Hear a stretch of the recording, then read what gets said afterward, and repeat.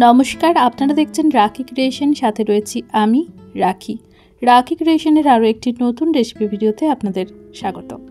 আজ নিয়ে হাজির হয়েছি একটা দুর্দান্ত রেসিপি, গরম গরম তেলে ভাজা, খেতে ভীষণ মজা।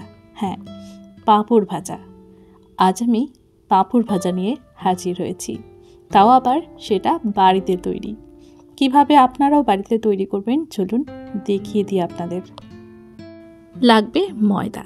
আমি এখানে 1 কাপ ময়দা নিয়েছি, সাথে নিয়েছি অল্প একটু জোয়ান, আর সাথে দিয়ে দিলাম পরিমাণ মতো লবণ, আর দিলাম গোলমরিচের গুঁড়ো। ব্যাস, এই শুকনো উপকরণগুলো ভালোভাবে মিশিয়ে নিন। তারপর একটু একটু করে জল দিয়ে এই ময়দাটাকে একদম পাতলা ব্যাটার তৈরি করে নিন, ঠিক যেভাবে আমরা গোলা রুটি তৈরি করার সময় এটাকে মিশিয়ে থাকি তেমনটাই। ভালোভাবে সাবধানে মিশিয়ে নিতে হবে, যেন কোনো লাম্পস না থাকে, সেদিকে আমাদের খেয়াল রাখতে হবে।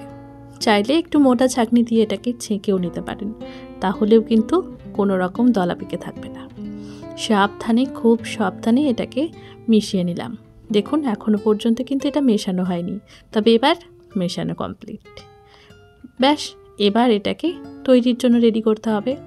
আমিও অবশ্য 2-4টে তৈরি করেই নিয়েছি। দেখেছেন, তাওয়াটার গায়ে কিন্তু একটু একটু লেগেও রয়েছে।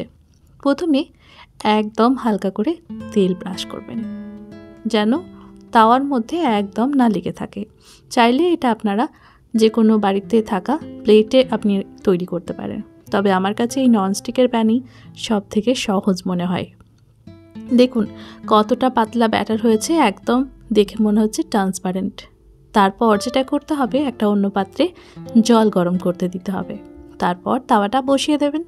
ব্যাস, অপেক্ষা করুন 30 থেকে 40 সেকেন্ড মতো, তারপরেই আপনার পাঁপড়টা তৈরি হয়ে যাবে। দেখুন ধীরে ধীরে কালারটা কিন্তু বদলে গেল। এই পর্যায়ে দেখেই বোঝা যাচ্ছে ঠিক কেমন হয়েছে, একদম ট্রান্সপারেন্ট। এবার একটা ছুরির সাহায্যে সাইডগুলো একটু কেটে নিচ্ছি, যাতে তুলতে সুবিধে হয়। ব্যাস, এরপর তুলে নিলাম। আবারও পরবর্তীটা দেওয়ার জন্য কিন্তু যেটা করতে হবে, তাওয়াটাকে ঠান্ডা করতে হবে। ঠান্ডা করে তারপরেই দিতে হবে। তারপর 2-4টে হয়ে গেলে এরকম ঝুড়ির মধ্যে আমি ফেলে ফেলে রাখবো, যাতে রাখতে সুবিধা হয়, একে অন্যের সাথে ধরে না যায়। এরপর এটা রোদে দিতে হবে। রোদে দিয়ে ভালো করে 2টো রোদ খাইয়ে স্টোর করতে হবে।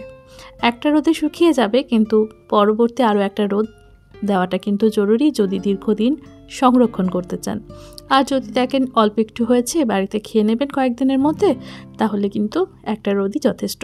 আর এই সময় যা রোদ হয়েছে টেকা দেয়, তাই একটা রোদও কিন্তু এটার জন্য কাফি। আমি একটু বেলার দিকে রোদে দিয়েছিলাম, তবে একদিনেই মোটামুটি আমার শুকিয়ে গেছে।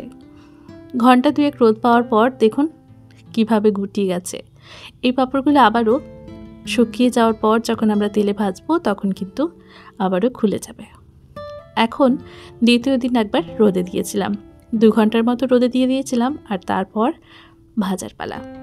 দেখুন ওই 1 কাপ ময়দায় আমার কতগুলো হয়েছে। এবার ভাজবো। ভাজার জন্য আমি তেল গরম করে নিচ্ছি।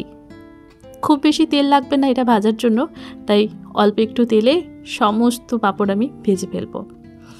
আর এটা ভেজেও কিন্তু দীর্ঘদিন সংরক্ষণ করা যায়, তাই আমি এখানে আজ ভাজা পাঁপড়গুলোই সংরক্ষণ করব। তাই আমি যেটুকু তেল ব্যবহার করেছি তার মধ্যে কিন্তু সমস্ত পাঁপড় ভাজা হয়ে যাবে। একটা একটা করে পাঁপড়গুলো দিয়ে উল্টে পাল্টে সুন্দর করে ভেজে নিচ্ছি। চাইলে আপনারা কড়াইয়ে বেশি তেল দিয়েও পাঁপড়গুলোকে ছেঁকে নিতে পারেন।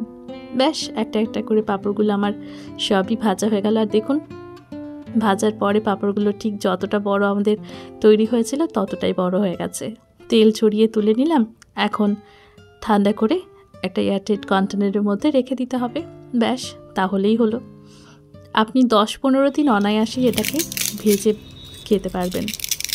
আর দেখুন কতটা মুচমুচে হয়েছে। সুন্দর করে এভাবেই আমরা যদি বাড়িতে তৈরি করে রাখি পাঁপড়, তাহলে দীর্ঘদিন পর্যন্ত আমরা সংরক্ষণ করে এটা পরিবেশন করতে পারবো। দুপুরবেলা খাওয়ার আগে 2টো ভেজে নিলাম, কিংবা সন্ধ্যায় চায়ের সাথে খাওয়াটা জমে যায় আর কি। রেসিপি কেমন লাগলো কমেন্ট করে জানাতে ভুলবেন না। ভালো লাগলে লাইক, কমেন্ট, শেয়ার করুন।